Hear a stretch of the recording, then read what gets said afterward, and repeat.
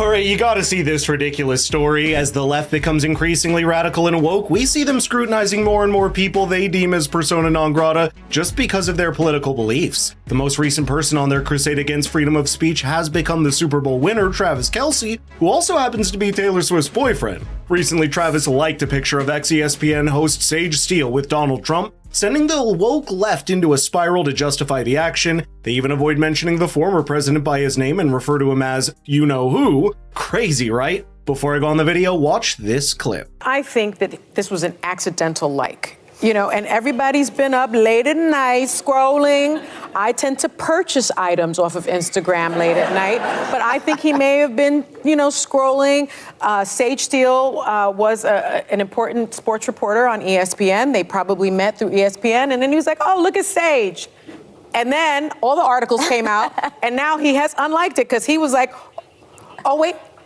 Oh, he's still liking it. Okay, well, that doesn't matter, to my point. That's some crazy lengths Sonny Hostin's willing to go to protect the left's most valuable assets. It's sad that our public discourse has regressed so much and is out of substance to a degree that the woke left is going after someone simply because he liked a picture of Donald Trump on social media, which is an overreaction driven by political polarization and intolerance. Engaging in such behavior is not only unproductive, but pretty much counterproductive. Liking a picture on social media is a form of expression, and individuals should have the freedom to express their opinions and preferences without fear of backlash. Targeting someone for liking a picture undermines the principle of freedom of speech and expression. It's the most un-American thing ever. It's important to respect others' choices and refrain from judging or condemning them based on their political affiliations or preferences. Now you may be wondering, why did this non-story take so much space in our lives recently? Well, it's because Sage Steele's recently been on the left's hit list, especially after she refused to conform to their COVID guidelines or refusing to be a tool to drive their agenda. This led to her being sidelined from ESPN's shows and eventually leaving the company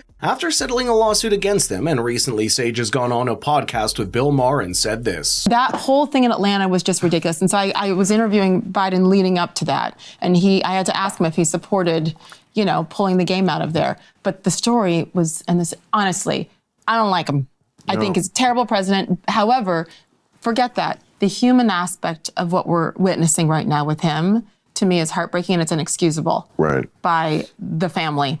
When you knew during the election, and that was my point. And you know who owns ESPN? None other than Disney, who has been publishing their woke agenda across all their media content through their massive media empire. Disney's reach extends far beyond its iconic animated films and theme parks, encompassing television networks, film studios, streaming platforms, and more. In an attempt to cater to the radical left's agenda, Disney's increasingly pushing progressive values. For instance, they keep adding people of different ethnic backgrounds to their movies in an attempt to appear diverse and inclusive, but fail to add any substance or depth to these characters. And if we look closely to ESPN's coverage of difficult sports, prioritizing ideology narratives over objective sports-centered reporting has led the programming veering into the social activism territory, with programs and commentators addressing issues such as radical injustice and gender equality. Not only that, but the woke left is trying to create an Orwellian society where every action is tracked and people are scrutinized if they don't follow the norm. We're seeing more and more cases where individual autonomy is being sacrificed and collective conformity starts taking over. They're trying to create a reality where deviation from the norm becomes unthinkable, if not dangerous. Conformity is not only encouraged, but enforced through a complex system of rewards and punishments. If you deviate from the norms, the woke left will vilify you, and those who dare to question their agendas are labeled as heretics and traitors to the public good. This is leading to the creation of a culture of self-censorship and paranoia, where individuals police their own actions and thoughts to avoid arousing suspicion.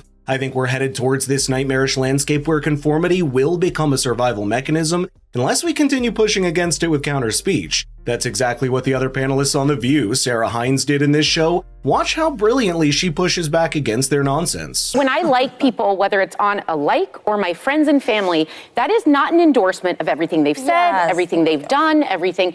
Typically, when you're posing for a picture or you're doing something, let's let that go back to the good old days when that's all it was. Because I hate this cancel by association. If you've had a picture in your 45-year-old life with someone that said this, and then you're an awful human being. That is not humanity. That's not what we learned from our parents. It's not what we learned from church. But this is a crazy time we're living in. It's refreshing to hear a take like that. Engaging in respectful dialogue and understanding different perspectives is crucial for cultivating a culture of tolerance and mutual respect in society. Rather than demonizing individuals for their political beliefs, it's important to listen to their viewpoints and engage in constructive conversations. However, targeting individuals for not even expressing their views but just liking a picture of a political figure only contributes to further divisions and polarization in society. It creates an us versus them mentality and reinforces tribalistic tendencies, making it difficult to bridge ideological divides and find common ground. It is also important to point out that we allowed cancel culture to go too far, which led to it becoming a toxic phenomenon that extends beyond targeting individuals for their own actions and statements.